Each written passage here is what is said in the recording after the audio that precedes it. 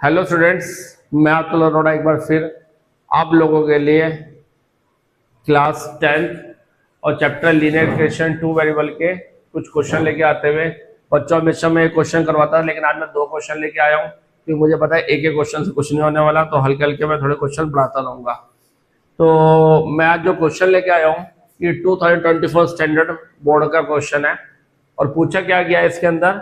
In the given figure graphs of two linear equations are shown, the pair of this linear equations is.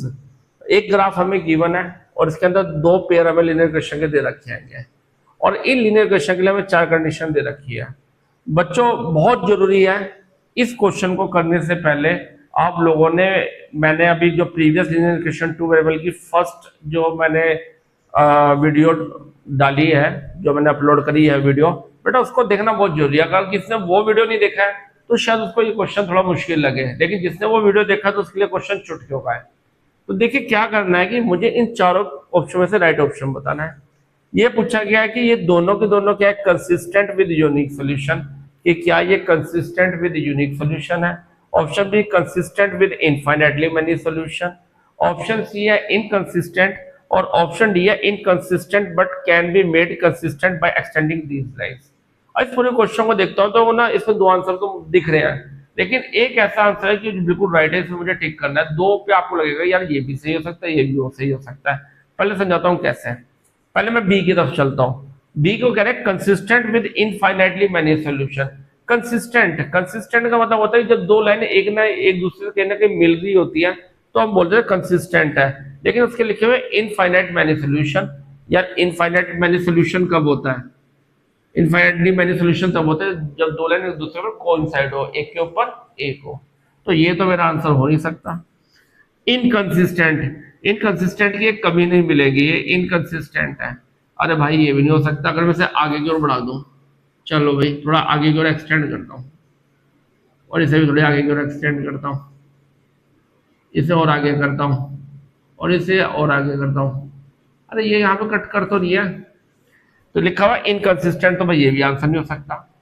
D है inconsistent but can be made consistent by extending this lines.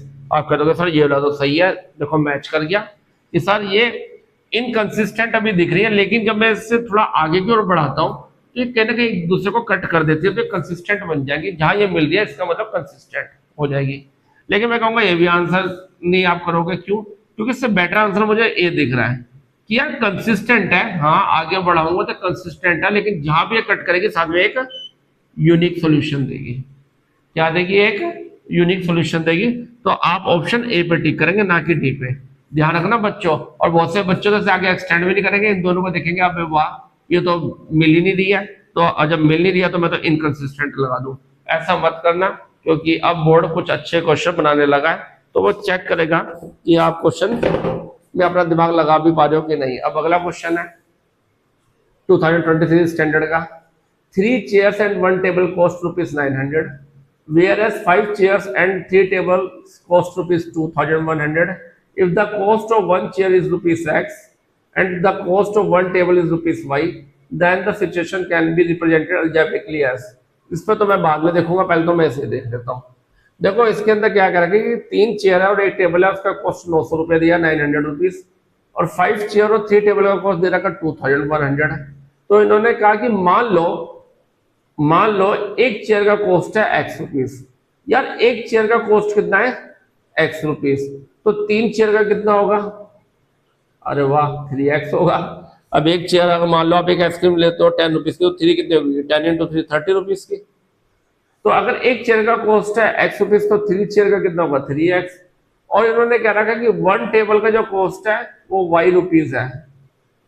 तो यहाँ पे 3 chairs and 1 table, y की 1 में multiply होगी तो y आएगा। इन दोनों का कुल मिला के कुल कितना हो जाएगा? 900। लॉजिक क्वेश्चन 1 तो एक ये बन गई। इसके अलावा इन्होंने क्या दिया? वेयर एज 5 चेयर्स, एक चेयर की कॉस्ट कितनी थी? x, तो 5 चेयर की कितनी होगी प्यारे बच्चों? 5x plus and 3 table cost, एक टेबल की कॉस्ट कितनी थी? y, तो 3 टेबल की कितनी हो जाएगी? 3y। 3y हो गया, और इनका सम कितना जाएगा? 2100। एक नंबर का क्वेश्चन है, बस इक्वेशन ही बनानी थी। देख लो कौन सी मैच कर दिया, अरे वाह मैच कर गया ऑप्शन सी।